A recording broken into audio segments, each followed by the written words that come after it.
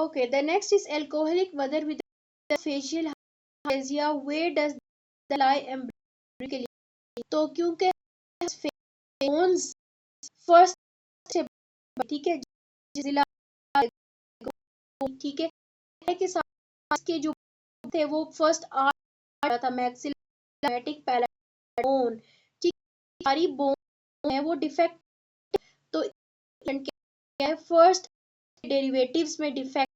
Clear? बच्चे का क्या है फेशियल हाइपरप्लेजिया है। Am I clear? Then fourth and sixth derivatives हमें पता है थायराइड के कुछ कार्टिलेजेस जो थे वो 6 थे, कुछ 5 थे। जब हम फर्स्ट वाइवा का, हम में से जो भी अंदर जाता था, हमारे जो वाइवा थे वो कहते थे आर्च के डेरिवेटिव्स, और हम लोग सारे फोर्थ के सुना के आ रहे थे, सिक्स्थ के सुना, हमें ये बात पता ही नहीं थी, ये बीच में फिफ्थ जो है वो मिस होता है। ठीक है, तो ये याद रखो कि सारे आर्चेस मौजूद है, फिफ्थ कुछ नहीं है। ठीक, लगता था कि क्योंकि वाइवा में एग्जामिनर ने पूछ होती होगी तो पूछ रहा है, हमें नहीं आती, इतना कॉन्फिडेंस नहीं था, तो हर कोई आगे से जाके जरूर जवाब बनाता था कि फिफ्थ आर्ट से कौन कौन सी चीजें बनी है, वो जाके बताते थे। हमारे पास है पेटेंट डेरियोसिस PD, derivative of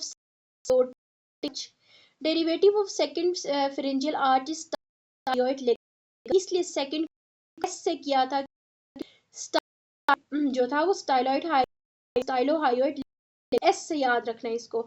second derivative is process of temporal bone, ठीक है, ये जो है इनकी स्टाइलॉइड प्रोसेस जो था वो सेकंड आर्च से डेराइव हुआ था।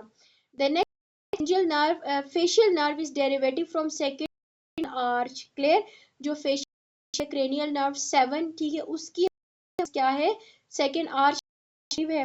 Amongst the derivative of third branchial arch, तो थर्ड से हमारे पास स्टाइलोफिरेंजियस, थर्ड के लिए हमने फिरेंजियस वर्ड याद रखा हुआ था, तो it is pharyngeus muscle. It also comes as which derivative from third pharyngeal arch.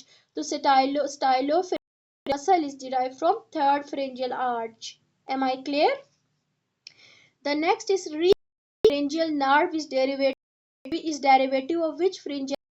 It is sixth arch. Clear? It is sixth pharyngeal arch. This maxillary artery is a derivative of first arch. याद रखो कि हमने first वाली को maximal नाम ही क्यों दिया था फर्स्ट आर्च को, क्योंकि वहां पे मैक्सिमल आर्टरी थी, ठीक है, मैक्सिलरी आर्टरी थी। ठीक, डन। अब हम करते हैं 55 पॉइंट, वो है stylohyoid derivative of facial. Clear? Cranial nerve जो हमारे पास है, जो कि नर्व है टू द फर्स्ट सेकंड, ठीक है, उसकी डेरिवेटिव है हाइयोइड। क्लियर? हमेशा याद रखो जो हमारे पास स्टाइलोहाइयोइड है, स्टाइलो मसल, उसको जो सप्लाई करती है वो है फेशियल नर्व, जबकि स्टर्नोहाइयोइड है उसको एंसा सर्वाइकैलिस सप्लाई करती है। आप में से किसी को याद है एंसा सर्वाइकैलिस क्या है? जी आओ, माशाल्लाह माशाल्लाह। अच्छा, वो सर्वाइकैलिस, यस, किसी को याद है?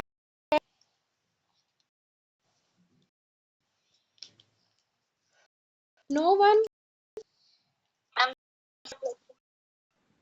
सर्वाइकैलिस कौन सी nerve?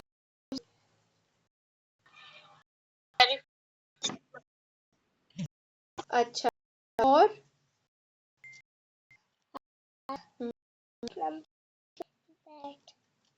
whose thumb is that? Student's thumb.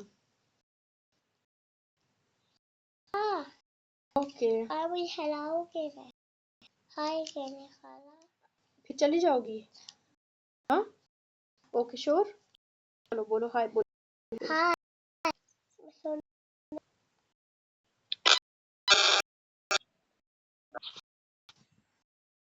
Now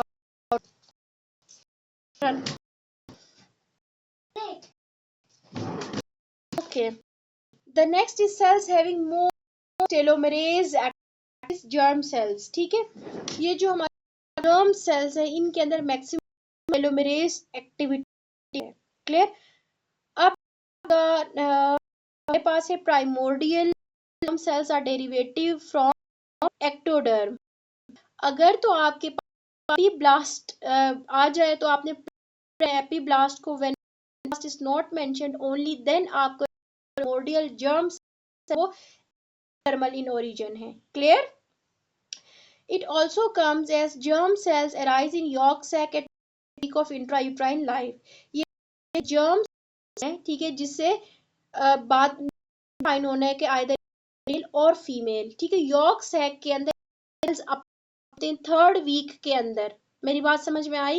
आप पेपर में करते हो, आप मेंशन करते हो वीक।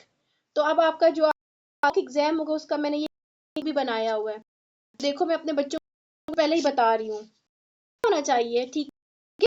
ये आपके सीपीएसपी में भी पूछा जाता है और ये मेड मॉक्स का एक एमसीक्यू भी है कि जर्म सेल्स जो है सैक में कब अराइज होते हैं, ठीक है। तो it is third week of intrauterine life. They originate from which of the following. तो ये याद रखो कि एपी क्लियर जर्म सेल्स जो है ब्लास्ट से जो एपी ब्लास्ट अवेलेबल तो आपके ectoderm. Clear.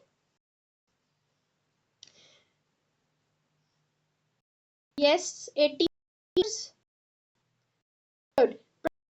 germ derivatives of epiblast। Clear. इसको जहन में बिठा के आप primordial germ cells are a derivative of blast until epiblast not among the you have to ectoderm। am I